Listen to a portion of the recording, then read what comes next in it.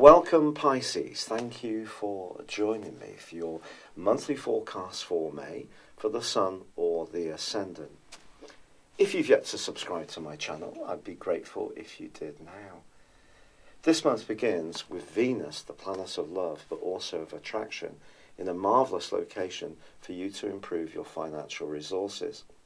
I do think there can be an improvement in the first 2 weeks.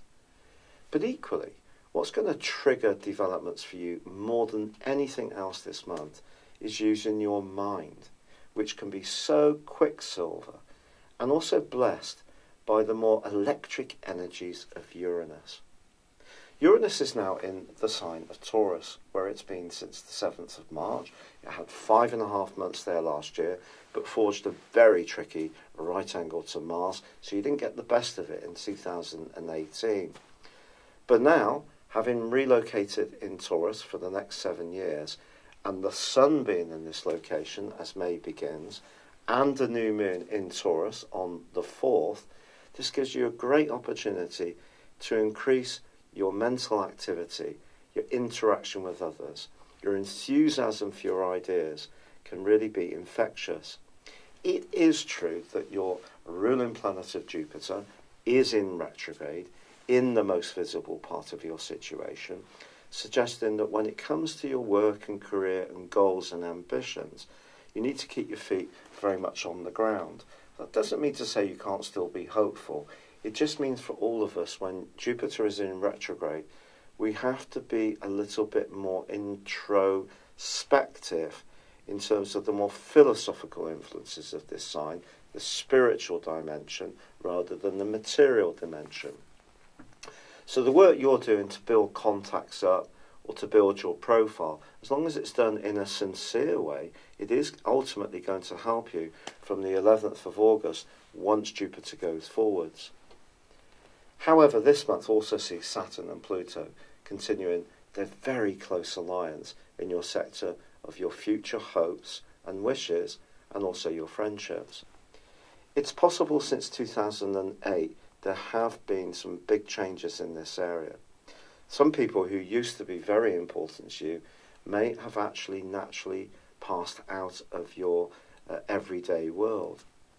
And equally, since Saturn moved into this area in December 2017, there may have been some limitations or strains. I think this process is still ongoing. It's a refinement, essentially. And that refinement is demanding that there should be some changes.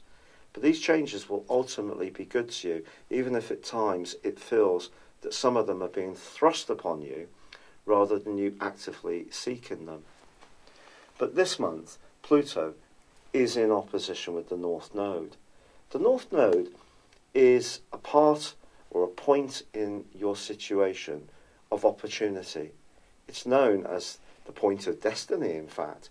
And in the sign of Cancer, where it's been since last November, the 7th, it's going to give you a chance to be much more demonstrative.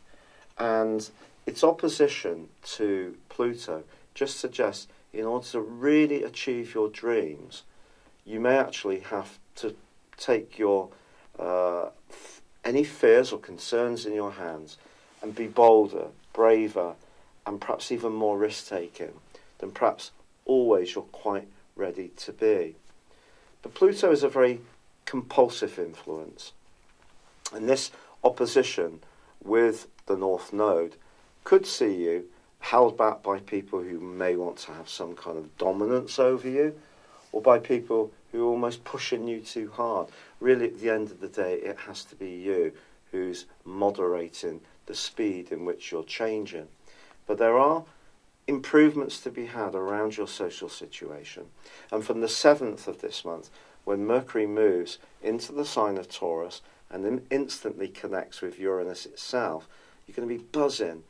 Don't be surprised if surprise text messages or emails come into you, or you have some real brain waves.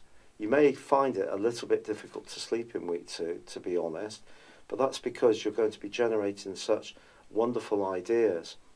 Once Venus moves into Taurus, into its home zone on the 14th, she too combines with Uranus for the following week.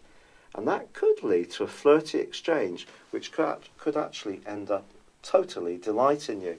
And with Mars moving on the 16th into your sister water sign of Cancer and giving that North Node a bit of a push, some support, it's going to give you more vitality. You're going to feel more outgoing. You're going to feel more alluring.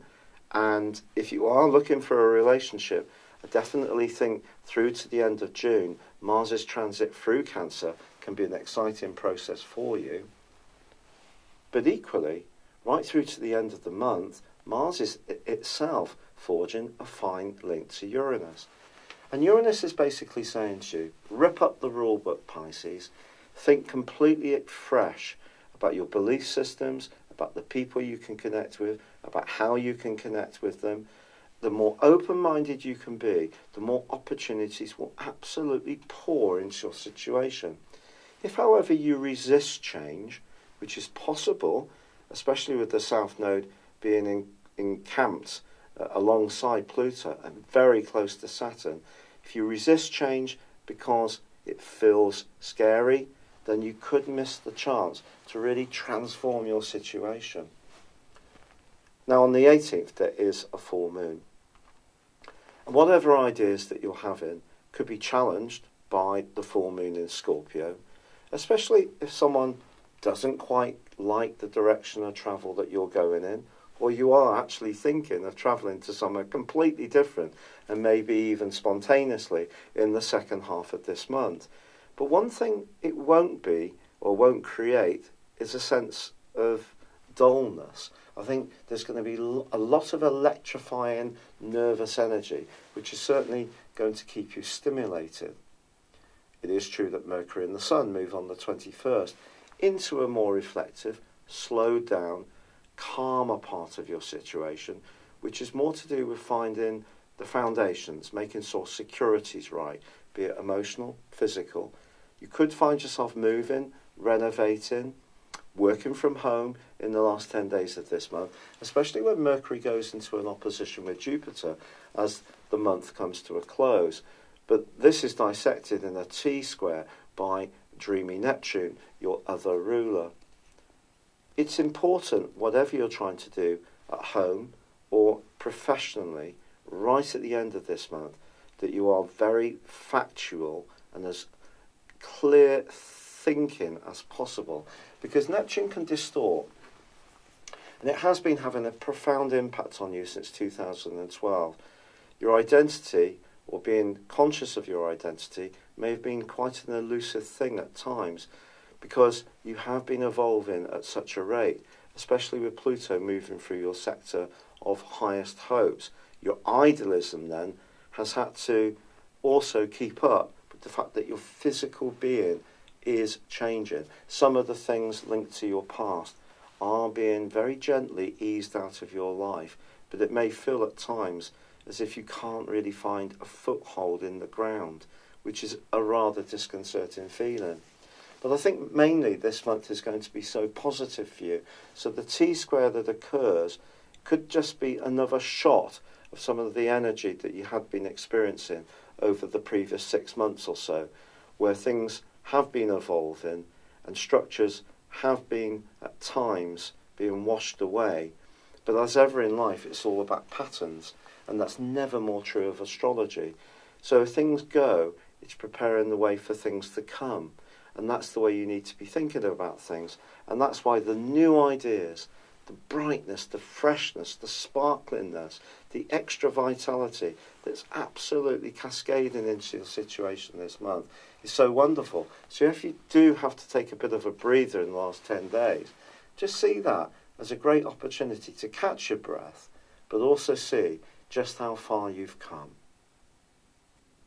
Have you ever had your personal horoscope prepared based on your time, date and place of birth?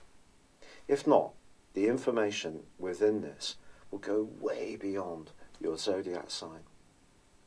Based on your character analysis or 12-month personal horoscope forecast, if you choose to have both, I will give you a 30% discount. My forecast uses a modern form of prediction called directions. This is where we advance a natal birth chart forwards 1 degree for every year of your life, and then compare it to your natal birth chart when you were born, and also to current transitory planetary activity. A large astrological study found that this was the most accurate form of forecasting. Why not join me beneath this video on the link and check this out for yourself? But for now, it's been a pleasure being with you. Good luck and goodbye.